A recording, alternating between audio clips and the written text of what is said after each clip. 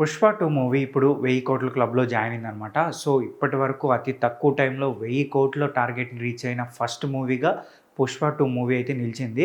So, 'Pushpa 2' movie రిలీజ్‌కి ముందు నుంచి ఈ మూవీ పైన మంచి బజ్ ఉంది. సో, ప్రమోషన్స్ కూడా భారీగానే ప్లాన్ చేశారనమాట. సో, మన తెలుగు రాష్ట్రాల్లో కన్నా హిందీలోని ఈ మూవీకి బజ్ అయితే చాలా అంటే చాలా ఎక్కువ ఉంది. సో, హిందీలో కూడా ప్రమోషన్స్ బాగా చేశారు కాబట్టి ఈ మూవీ పైన మంచి హైప్ అయితే క్రియేట్ అయిందనమాట. సో, హైప్‌తో రిలీజ్ అయిన ఈ మూవీ ఫస్ట్ డేనే 290 కోట్ల పైనే కలెక్షన్స్ రాబట్టి అప్పటి వరకున్న రికార్డ్స్‌నని ఈ మూవీ అయితే తుడిచిపెట్టేసింది.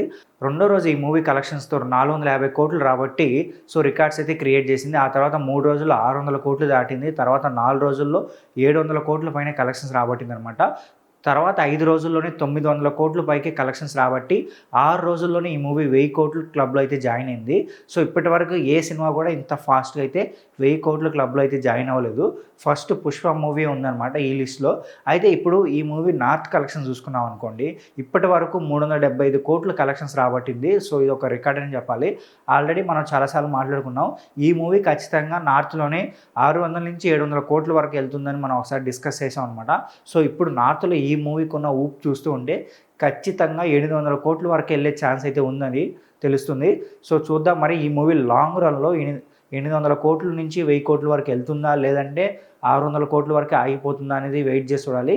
అయితే ఈ మూవీ పైన మీరేమనుకుంటున్నారో కింద కామెంట్ చేయండి. అలాగే మా ఛానల్ సబ్స్క్రైబ్ చేయండి.